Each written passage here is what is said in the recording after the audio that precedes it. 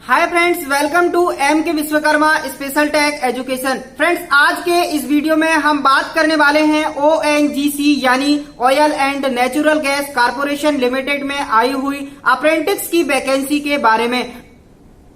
My dear friends, अगर आप apprenticeship करने के इच्छुक हैं तो आपके लिए यह जो वीडियो है बहुत इंपॉर्टेंट होने वाली है और यह आपके लिए गोल्डन चांस भी है। माय डियर फ्रेंड्स, यहाँ 21 वर्क स्टेशन में डिफरेंट पोस्ट के लिए डिफरेंट क्वालिफिकेशन के आधार पर वैकेंसी निकाली गई है, जिसमें खास बात यह है कि आप अपनी घर के पास यानी नियरेस्ट वर्क स्टेशन से अप्रेंटिसशिप कर सकते हैं। यहाँ पर आपको फर्स्ट ऑफ ऑल क्लियर करना चाहूंगा कि यहाँ पर किसी भी प्रकार की परमानेंट भर्ती नहीं है, यानी आपको यहाँ पर 1 ईयर की ट्रेनिंग दी जाएगी, इसके बाद आपको सर्टिफिकेट दिया जाएगा। बात करें ओएनजीसी की तो ओएनजीसी एक बहुत ही अच्छा डिपार्टमेंट है जो कि भारत सरकार का उपक्रम है और भारत सरकार के अधीन काम करता है। यानी आपको यहाँ पर अप्रेंटिसशिप करने से क्या फायदा होगा, तो यहाँ पर अगर आप अप्रेंटिसशिप करते हैं तो आपको जब कभी डायरेक्ट रिक्रूटमेंट आएगा तो आपको 5 मार्क्स बोनस के तौर पर दिया जाएगा। इसके साथ साथ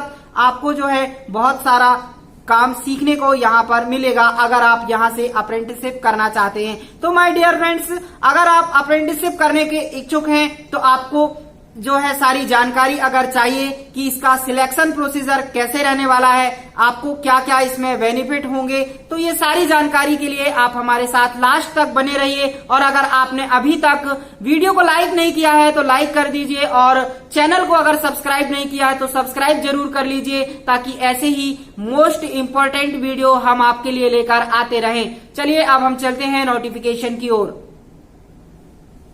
माय डियर फ्रेंड्स, अब हम oil and natural gas corporation limited के ऑफिशियल नोटिफिकेशन पर आ चुके हैं, जिसके एडवर्टाइजमेंट नंबर की अगर बात की जाए तो ONGC/APPR/1/2020 यानी ये आपका एडवर्टाइजमेंट नंबर है। इसके बाद आपको डेट ऑफ नोटिफिकेशन दिया गया है, यानी ये 29 जुलाई 2020 यानी आज का ही नोटिफिकेशन है। Last date of receipt of applications की अगर बात की जाए तो 17 अगस्त 2020 इसकी डेट रहने वाली है। डियर फ्रेंड्स, ये जो है अप्रेंटिस एक्ट 1961 के तहत वैकेंसी निकाली हुई है, जिसके अंतर्गत ढेर सारी वेरियस पोस्ट के लिए आवेदन मंगाए गए हैं। तो हम देख लेते हैं कि कौन कौन सी पोस्ट है, किसके लिए टोटल नंबर ऑफ सीट्स कितनी है, ये सारी जानकारी हम आपको बताएंगे। तो पहले बात कर लेते हैं location and tentative number of seats की, है ना। तो बात करते हैं लोकेशन क्या होगी, कितने नंबर सीट होगी, आपकी पोस्ट क्या होगी, है ना, कि आपकी ट्रेड क्या होगी। तो डियर फ्रेंड, अगर बात करें नॉर्दर्न सेक्टर की तो आपको नॉर्दर्न सेक्टर में कौन कौन से वर्क सेंटर दिए गए हैं यहाँ आपको देख लेना है, लेकिन आपको यहाँ नोट करके कहा गया है कि a candidate is to be choose and can apply for 1 trade at 1 work centre location only, यानी एक कैंडिडेट एक ही ट्रेड से एक ही वर्क सेंटर में एक ही पोस्ट के लिए आवेदन कर सकता है। चाहे आपका क्वालिफिकेशन कुछ भी हो, आप जो है एक वर्क स्टेशन में एक पोस्ट के लिए ही आवेदन कर सकते हैं। तो फ्रेंड्स, आगे देख लेते हैं। अगर आप देहरादून के हैं या देहरादून के निवासी हैं तो आपके लिए ढेर सारी पोस्ट यहाँ पर निकाली गई हुई हैं, वेरियस पोस्ट यहाँ निकाली हुई हैं, जिनकी number of seats total number of जो पोस्ट है वो 180 है। माय डियर फ्रेंड्स, अगर आप दिल्ली से बिलोंग करते हैं तो आपके लिए यहाँ पर भी वेरियस पोस्ट निकाली गई हैं, जैसे कि accountant, assistant HR, computer operator and programming assistant यानी कोपा, ड्राफ्टमैन सिविल, इलेक्ट्रीशियन या सेक्रेटरियल असिस्टेंट ITI से रिलेटेड, जो कि 12 पोस्ट हैं। यानी कि टोटल दिल्ली रीजन में आपकी कितनी सीट हैं, 24 सीट हैं। तो डियर फ्रेंड्स, अगर आप जोधपुर से बिलोंग करते हैं तो इसी प्रकार जो है डिफरेंट टाइप की आपकी डिफरेंट पोस्ट के लिए डिफरेंट वैकेंसी यहाँ निकाली गई हैं। अगर आप मुंबई सेक्टर से हैं तो मुंबई सेक्टर के लिए भी डिफरेंट पोस्ट के लिए डिफरेंट वैकेंसी आपको यहाँ देखने को मिलेगी। अगर आप हजीरा से बिलोंग करते हैं तो आपको यहाँ पर भी ढेर सारी वेरियस पोस्ट के लिए वैकेंसी देखने को मिलेंगी। इसके साथ साथ आपको डिफरेंट क्वालिफिकेशन के आधार पर आपको वैकेंसी देखने को मिलेंगी। इसी प्रकार यूरान, कैम्बे, बड़ोदरा, अंकलेश्वर, अहमदाबाद, महसाणा, ऐसे नॉर्दर्न सेक्टर के लिए आप अप्लाई कर सकते हैं। डियर फ्रेंड्स, अगर बात करें ईस्टर्न सेक्टर की, तो ईस्टर्न सेक्टर में जोरहाट आता है, यानी जोरहाट के लिए जो है ढेर सारी वेरियस पोस्ट के लिए यहाँ डिफरेंट क्वालिफिकेशन के अकॉर्डिंग वैकेंसी निकाली गई हैं, जिसकी टोटल नंबर ऑफ, जो जोरहाट की बात करें तो टोटल नंबर ऑफ सीट्स 156 है, यानी 156 वैकेंसी यहाँ पर आई हुई हैं। आप अगर यहाँ से बिलोंग करते हैं तो आप आवेदन कर सकते हैं। माय डियर फ्रेंड्स, मैं आपको क्लियर कर देना चाहूँगा कि ऑल रीजन के वे सभी कैंडिडेट जो आवेदन करना चाहते हैं वो एक लिस्ट देख लेंगे जो इसमें उन्होंने अटैच किया हुआ है। उसका डिस्कस भी मैं आपके साथ करूंगा कि उन्होंने कहा है कि अगर आप किसी पोस्ट के लिए अप्लाई करते हैं, किस वर्क स्टेशन में अप्लाई करते हैं, तो आपको कहाँ का निवासी होना चाहिए, वहाँ का मूल निवासी अगर आप हैं तो आप फॉर्म फिल कर सकते हैं। ये जानकारी भी हम आपको आगे देने वाले हैं। तो अभी हम बात कर लेते हैं वैसे पोस्ट की, जो किस किस पोस्ट के लिए आवेदन मंगाए गए हैं। तो चलिए देख लेते हैं आगे क्या ऑप्शन है। आगे हमको सिलचर के लिए पोस्ट, इसी प्रकार नजीरा एंड शिवासागर के लिए पोस्ट निकाली गई है। बात करें साउथर्न सेक्टर में भी जो है काकीनाडा के लिए पोस्ट निकाली गई हैं, इस प्रकार राजमुंद्री के लिए भी पोस्ट निकाली गई हैं, कराईकल के लिए भी इसी प्रकार डिफरेंट क्वालिफिकेशन के आधार पे डिफरेंट जो है पोस्ट यहाँ पर निकाली गई हैं। My dear friends, central sector है उसमें जैसे अगरतला आता है, कोलकाता आता है, तो इसके अकॉर्डिंग भी यहाँ पर ढेर सारी जो है वैकेंसी निकाली गई हैं। तो फ्रेंड्स, ये थी डिफरेंट नंबर ऑफ सीट्स की बात, नंबर ऑफ पोस्ट की बात, वर्क सेंटर की बात हमने आपके साथ डिस्कस किया। अगर आगे जो है हमें एज क्राइटेरिया के बारे में जानकारी लेनी हो तो हम यहाँ बताएंगे कि मिनिमम आपकी एज जो है यहाँ 18 ईयर होना चाहिए और मैक्सिमम 24 ईयर होना चाहिए। लेकिन जो डेट की गणना की जाएगी वो 17 अगस्त 1900, मतलब आपका जो कैंडिडेट या एप्लीकेंट होना चाहिए वो 17 अगस्त 1996 से लेकर 17 अगस्त 2002 के बीच जन्मा होना चाहिए। तो आपका ये एज क्राइटेरिया कह रहा है। अगर आपको रिलैक्सेशन की अगर बात की जाए तो आपको, अगर आप SC ST हैं तो आपको 5 साल की छूट दी जाएगी। अगर आप OBC कैंडिडेट हैं तो आपको 3 ईयर की छूट दे दी जाएगी। डियर कैंडिडेट, अगर आप PWD कैंडिडेट हैं तो आपको 10 साल की छूट दी जाएगी, और अगर आप SC ST और PWD दोनों हैं तो आपको 13 साल की, जो 15 साल की छूट दे दी जाएगी। अगर आप PBWD हैं तो आपको 13 साल की छूट OBC नॉन क्रीमिलियर के लिए दी जाएगी। डियर फ्रेंड्स, अगर हम क्वालिफिकेशन एंड एलिजिबिलिटी क्राइटेरिया की बात करें तो आपके अकाउंटेंट की पोस्ट के लिए आपको क्या क्वालिफिकेशन होना चाहिए? Bachelor degree, graduation in commerce from government recognised institute university. अगर आपको अकाउंटेंट की पोस्ट के लिए आवेदन करना है तो आपके पास बैचलर डिग्री होना चाहिए, यानी कॉमर्स से ग्रेजुएट आप होना चाहिए। इसी प्रकार अकाउंटेंट ह्यूमन रिसोर्स के लिए भी आप ग्रेजुएट BA या BBA होना चाहिए आपके पास।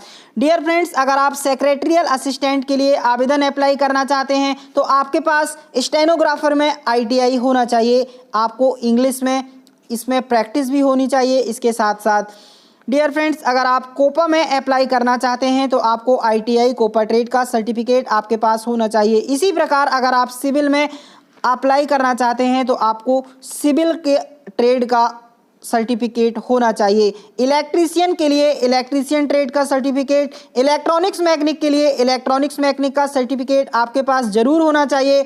और अगर आप फिटर के लिए अप्लाई करते हैं तो आपके पास फिटर का सर्टिफिकेट होना चाहिए। इसी प्रकार इंस्ट्रूमेंट मैकेनिक का अगर आप अप्लाई करते हैं तो इंस्ट्रूमेंट मैकेनिक के लिए जो है आपके पास सर्टिफिकेट होना चाहिए। इसी प्रकार वेरियस पोस्ट के लिए ITI के कैंडिडेट्स के लिए यहाँ पर जो है आवेदन मंगाए गए हैं। अगर आप इन क्वालिफिकेशन को फुलफिल करते हैं तो आप अप्रेंटिस की पोस्ट के लिए आवेदन करने के लिए जो है वैलिड हैं। डियर फ्रेंड्स, अगर हम ड्यूरेशन ऑफ ट्रेनिंग की बात करें तो ड्यूरेशन ऑफ ट्रेनिंग जो है यहाँ 12 मंथ की रहने वाली है, यानी आपको यहाँ जो है 12 मंथ ट्रेनिंग यानी 1 ईयर की ट्रेनिंग दी जाएगी। अगर बात करें अप्रेंटिसशिप की स्टाइपेंड की तो अप्रेंटिसशिप एक्ट के 1961 के तहत आपको मंथली स्टाइपेंड दिया जाएगा, ठीक है।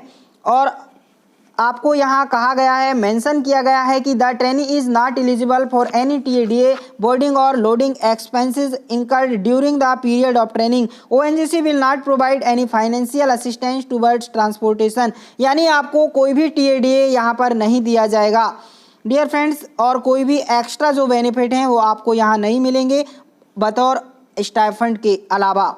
डियर फ्रेंड्स, आगे अगर हम बात करते हैं कि आपका सिलेक्शन कैसा होगा, आपका सिलेक्शन प्रोसीजर कैसा होगा, तो selection for engagement of apprentice would be based on the basis of marks obtained and merit drawn. यानी आपका जो सिलेक्शन होने वाला है मेरिट के आधार पे, आपके मार्क्स के स्कोर के आधार पे आपका सिलेक्शन होने वाला है। यानी आपको मेरिट के आधार पे ही इसमें सिलेक्शन दिया जाएगा।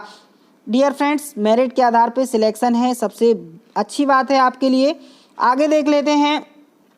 आगे इन्होंने कहा है ज़रूरी जानकारी के लिए अगर हम बात करें, आपको ऑनलाइन एप्लीकेशन फॉर्म कैसे फिल करना है तो इसकी जानकारी भी हम आपको देंगे। आपको अप्लाई करने के पहले इन्होंने कहा है कि सारा कुछ चेक कर लेना है, उसके बाद रजिस्टर कर लेना है, फिर ट्रेड अप्रेंटिस में जाकर इस अपनी ट्रेड मेंशन जो दी गई है, आपकी ट्रेड मेंशन आपने किया हुआ है उस पर क्लिक करके आप आवेदन अप्लाई कर सकते हैं। आप पहले क्या करेंगे, रजिस्ट्रेशन करेंगे। जब आप आफ्टर रजिस्ट्रेशन आपका सक्सेसफुल हो जाएगा तो आपका क्या हो जाएगा, रजिस्ट्रेशन नंबर जनरेट हो जाएगा और इस प्रकार उस रजिस्ट्रेशन नंबर को आप अपने जो है रेफरेंस के लिए रख लीजिए। लॉगिन आईडी को, पासवर्ड को सेव कर लीजिए ताकि आप उसे बाद में लॉगिन कर सकें।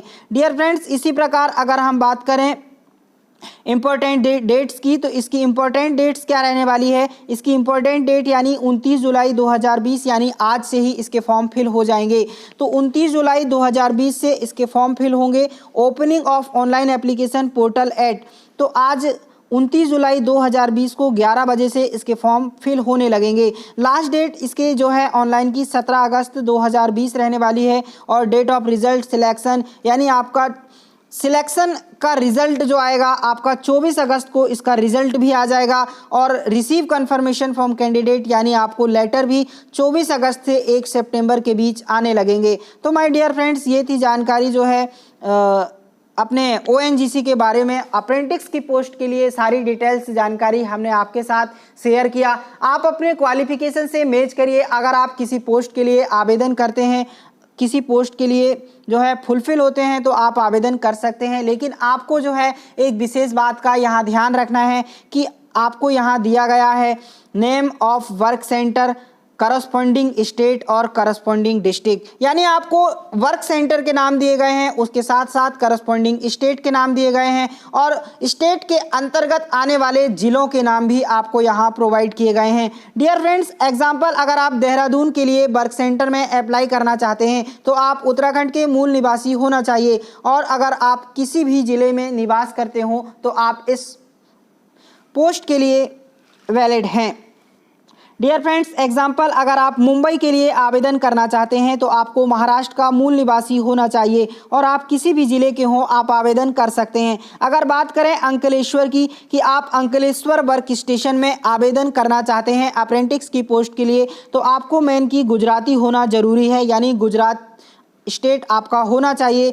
इसके अलावा गुजरात स्टेट के अंतर्गत आपको भरूच, सूरत, नर्मदा और वडोदरा ज़िले का आपको निवासी होना चाहिए। यानी इन डिस्ट्रिक्ट के अंतर्गत अगर अदर डिस्ट्रिक्ट से आप बिलोंग करते हैं तो आप अंकलेश्वर के लिए जो पोस्ट निकाली गई हैं उनके लिए आवेदन नहीं कर सकते। इस बात का आपको ध्यान रखना है।